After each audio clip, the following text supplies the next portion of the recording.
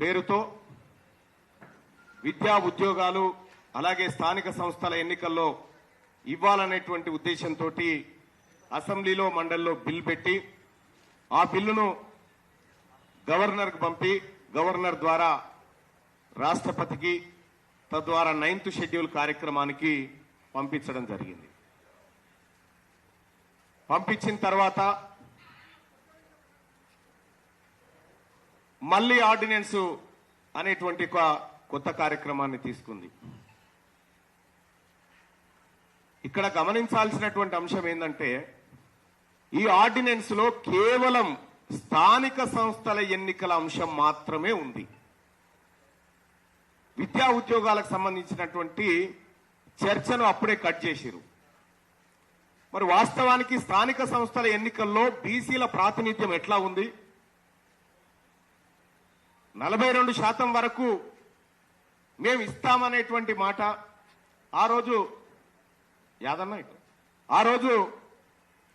అన్ని పార్టీలు అసెంబ్లీలో ముక్త కంఠంతో ఏకగ్రీవంగా అటు కాంగ్రెస్ పార్టీ మేము తెస్తున్నామని మేము మద్దతు ఇస్తున్నామని చెప్పి భారతీయ జనతా పార్టీ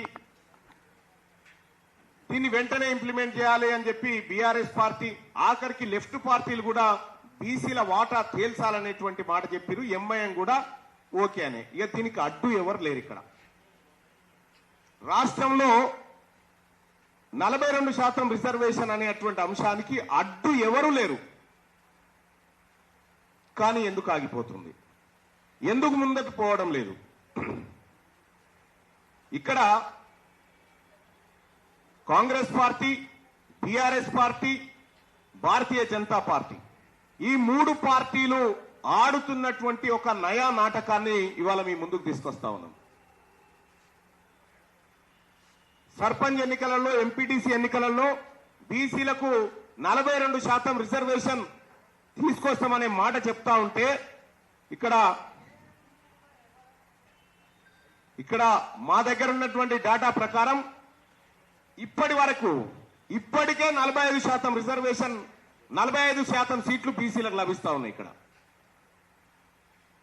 45% సర్పంచులు, 45% ఎంపీటీసీలు బీసీలే ఉన్నారు. ఇది 2014-16 డేటాను తీసుకుంటే 45%, తాజాగా అది 50% పోయింది. ఆల్రెడీ లోకల్ బాడీ ఎన్నికలలో బీసీలకు దక్కుతుంది దాదాపు 50% వాటా. అంటే మీరు ఏం చెప్తా ఉన్నారు? దీని ద్వారా మేము 42కు మిమ్మల్ని ఫిక్స్ చేస్తామని చెప్తా ఉన్నారు.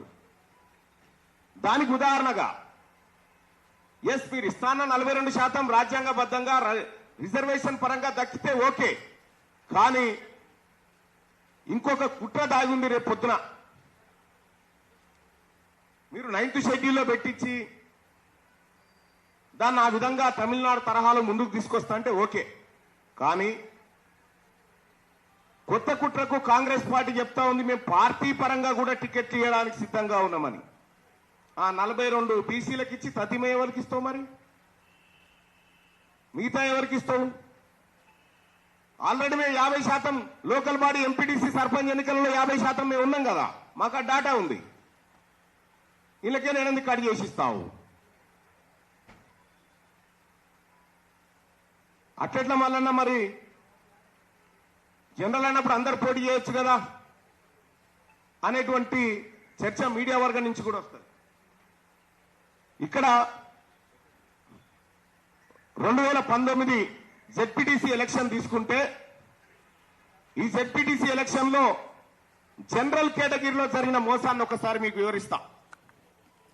మొత్తం 539 జెడ్పీటీసీ స్థానాలుంటే ఎస్సీలకు 94 రిజర్వ్డ్ కాబడ్డాయి, ఎస్టీలకు 79 రిజర్వ్ కాబడ్డాయి, బీసీలకు 92 రిజర్వ్ కాబడ్డాయి.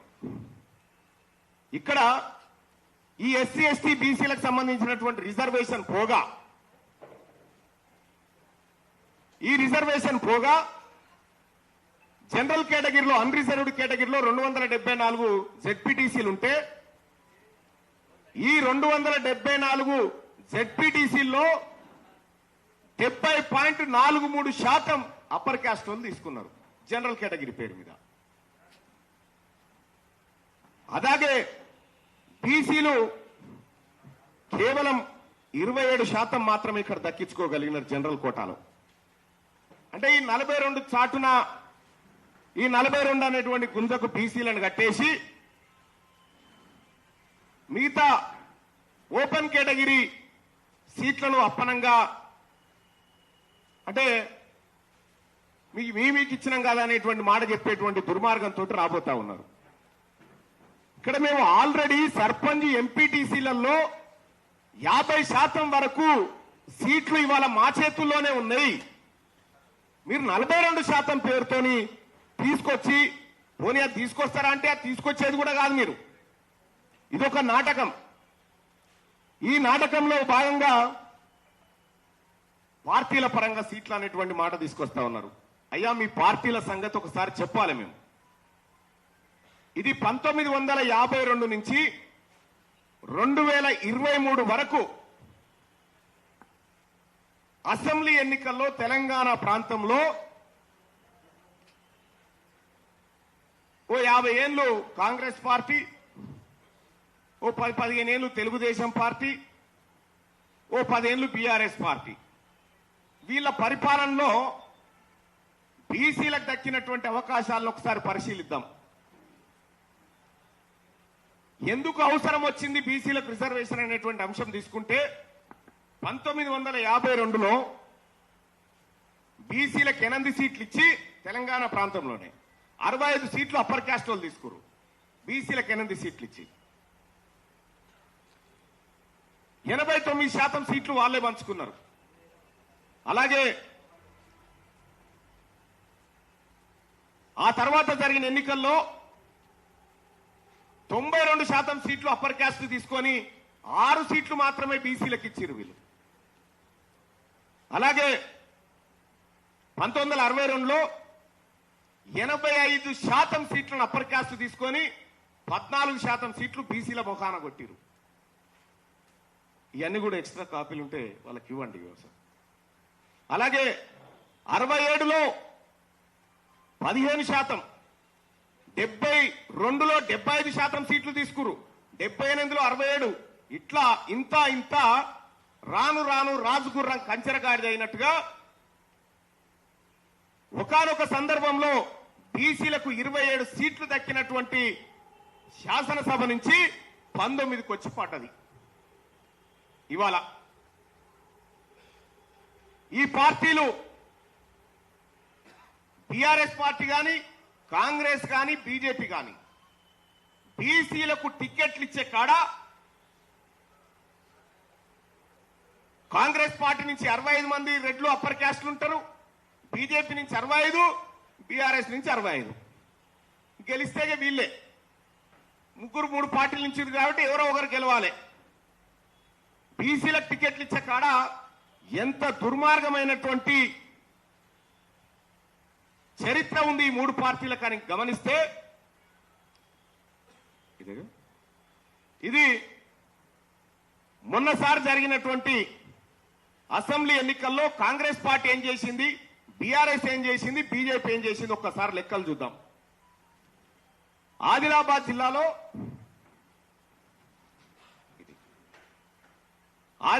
జిల్లాలో ఆ లైట్ ఫోకస్ కి ఇది కనిపించలేదు నాకు వైసాబ్. Right, thank you.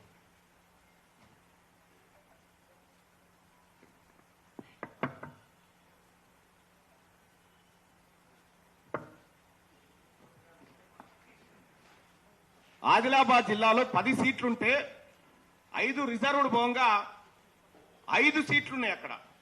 ఆ 5 స్థానాల్లో కాంగ్రెస్ పార్టీ 4 సీట్లు ఓసీలకు ఇచ్చింది, బీసీలకు 1 ఇచ్చింది. భారతీయ జనతా పార్టీ 3 ఓసీలకు ఇచ్చింది, 2 బీసీలకు ఇచ్చింది. కరీంనగర్ జిల్లాలో 13 ఉంటే ఉమ్మడి కరీంనగర్ జిల్లా చెప్తున్నా 3 రిజర్వ్డ్ 10 జనరల్ స్థానాలుంటే అందులో అప్పర్ క్యాస్ట్ వాళ్ళకు 6 సీట్లు, బీసీలకు 4 సీట్లు ఇచ్చింది కాంగ్రెస్ పార్టీ. ఇక అలాగే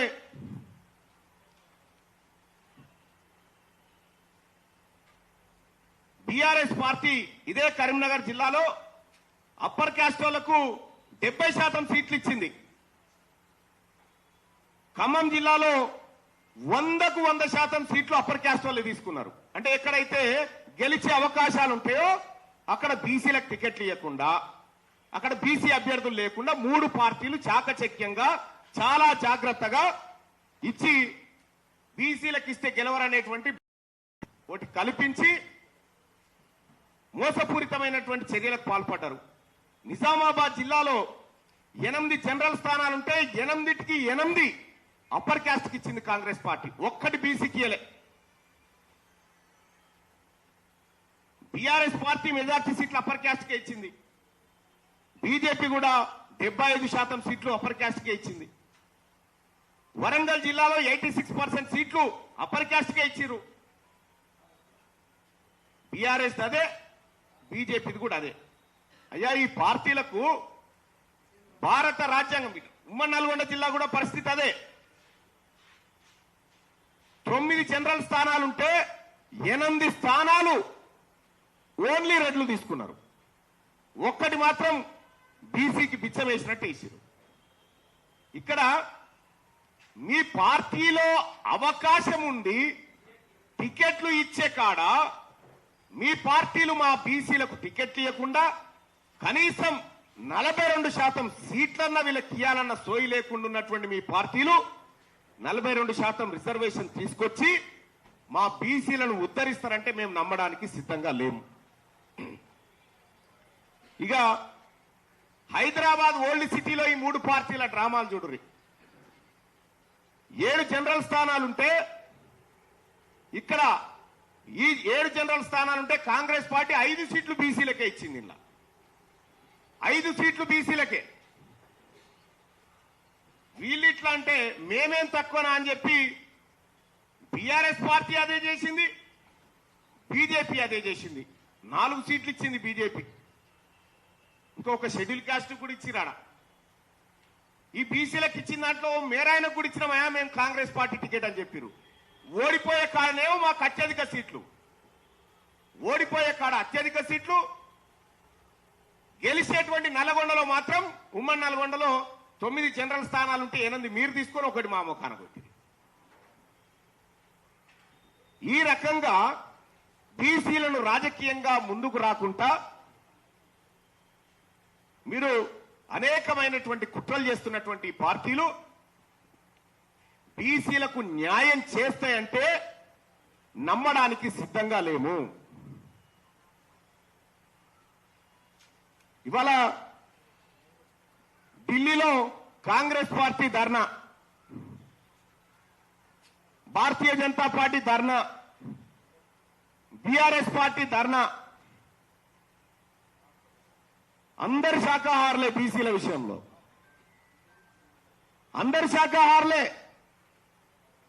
కానీ బీసీ రిజర్వేషన్ నిజంగా వస్తుందంటే వీళ్ళందరూ కూడా ఒకటే బీసీల రిజర్వేషన్ ఇవ్వద్దని కొట్లాడే బ్యాచ్ ఇదంతా.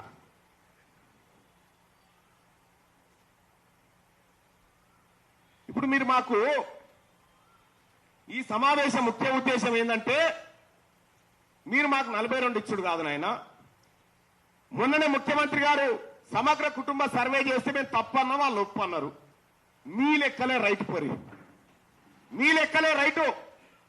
తెలంగాణ రాష్ట్రంలో మీ జనాభా 15% చూపించారు కదా, లోకల్ బాడీలో 15% మీరు తీసుకొని మిగతాయి మాకు ఇచ్చేసేయండి. ఆ 15% మీరు తీసుకొని మిగతా సీట్లు అన్ని పార్టీలు, ఒక్క కాంగ్రెస్ పార్టీ కాదు అన్ని పార్టీలు తీసుకొని ఆ 15% తీసుకొని మిగతా సీట్లన్నీ బీసీలకు ఇచ్చేయండి. ఒకవేళ మీరు పార్టీ పరంగా ఇయ్యదలుచుకుంటే మా 42 కోత కాదు మీ 15 కోత పెట్టుకొని మిగతాయన్ని మాకని చెప్పండి.